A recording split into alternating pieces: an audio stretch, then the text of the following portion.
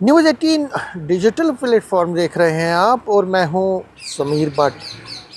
कल 5 अगस्त है और अगर हम इस 5 अगस्त की बात करें तो जम्मू कश्मीर की सियासत के लिए और सियासी तौर पर देखें, सामाजिक तौर पर देखें, हर एक पहलू से देखें तो जो 5 अगस्त है ये एक बड़ा सिग्निफिकेंट डे है। 5 अगस्त बहुत ही एक हम ये कह सकते हैं जिस पर सबकी नज़रें रहती है। और 5 अगस्त क्यों इम्पोर्टेंट है? क्योंकि 5 अगस्त 2019 यानी कि 7 साल पहले इसी दिन सेंट्रल गवर्नमेंट ने एक बड़ा डिसीजन लिया।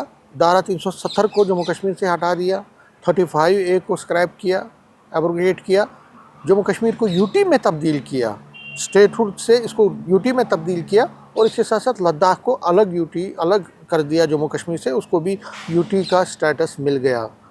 तो एक ये जो डिसीजंस हुए ये बड़े हिस्टोरिकल डिसीजंस थे। और अगर हम इस डिसीजन की बात करें जो कि 5 अगस्त 2019 को उठाए गए, ये सेंट्रल गवर्नमेंट की जो कमिटमेंट थी, बीजेपी की, भारतीय जनता पार्टी की जो कमिटमेंट थी और जिसके लिए जनसंघ पहले बना और उसके बाद भारतीय जनता पार्टी लगातार पिछले 70-75 सालों से ये लोग इस पर फाइट कर रहे थे। कई इनको हम ये कह सकते हैं सेक्रीफाइसेस भी दिए जनसंघ के ज़माने से।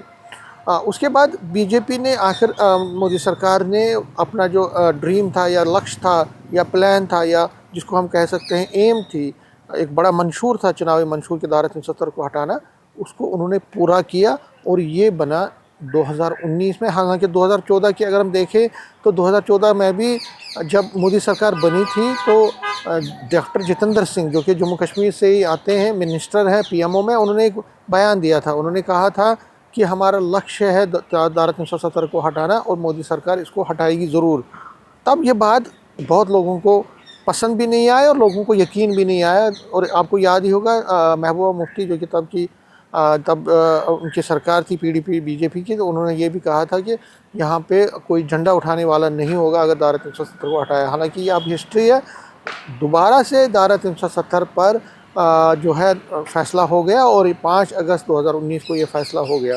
लेकिन पिछले 7 साल से लगातार इस पर सियासत हो रही है। कोई ऐसा दिन नहीं है जब आप ये नहीं देखेंगे कि नेशनल कॉन्फ्रेंस, पीडीपी जैसी पार्टीज़ धारा 370 के रेस्टोरेशन की बात कर रही है। हालांकि पीडीपी खुलेआम 370 की बात कर रही है धारा की, लेकिन जो पीडीपी है वो नेशनल कॉन्फ्रेंस जो स्पेशल स्टेटस की बात कर रही है वही धारा 370 है, उसकी रेस्टोरेशन की बात कर रही है। पीडीपी ये कहती है कि धारा 370 को हटाया आपने, गलत किया, इलीगल है, वापस लाइए।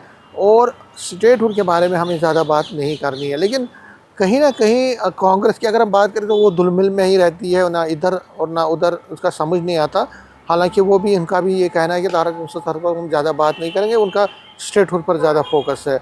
बीजेपी का जहाँ तक ताल्लुक है उनका कैटेगोरिकल है कि 370 धारा 370 एक हिस्ट्री है, इसको कोई अब रिस्टोर नहीं कर सकता। कोई भी ऐसी बात जो इसके रेस्टोरेशन की बात करता है वो एंटी नेशनल है। तो कहीं ना कहीं बीजेपी जो है वो उसका अपना मौक़िफ़ है, नेशनल कॉन्फ्रेंस का अपना मौक़िफ़ है, पीडीपी का मौक़िफ़ है, कांग्रेस भी हम ये कह सकते हैं बीच में ही है। उसका जम्मू कश्मीर के जो लीडर्स हैं अलग बयानबाजी करते हैं, कश्मीर की अलग बयानबाजी करते हैं, जम्मू की अलग।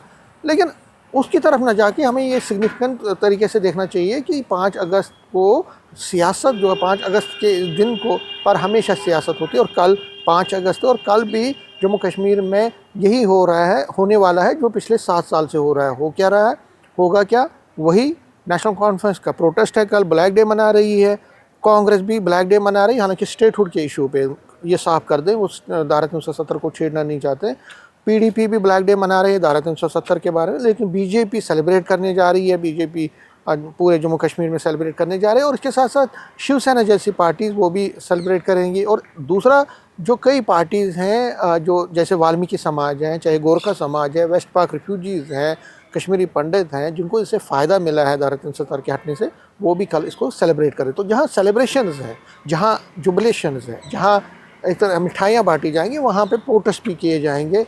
एक दड़ा प्रोटेस्ट करेगा, एक जुबलेशन करेगा। और यही अगस्त 5 की एक हिस्ट्री बन चुकी है, एक रियलिटी बन चुकी है, एक सच्चाई बन चुकी है कि अगस्त 5 पे न सिर्फ पार्टियां बढ़ जाती हैं, हम ये कह सकते हैं कि जम्मू और कश्मीर भी बढ़ जाता है। जहाँ जो कश्मीर में हड़तालें होंगी या हड़ताल हम ये नहीं कहें कर्फ्यूज़ होंगे, वहाँ पे लीडरों को बाहर जाने की इजाज़त नहीं दी जाएगी।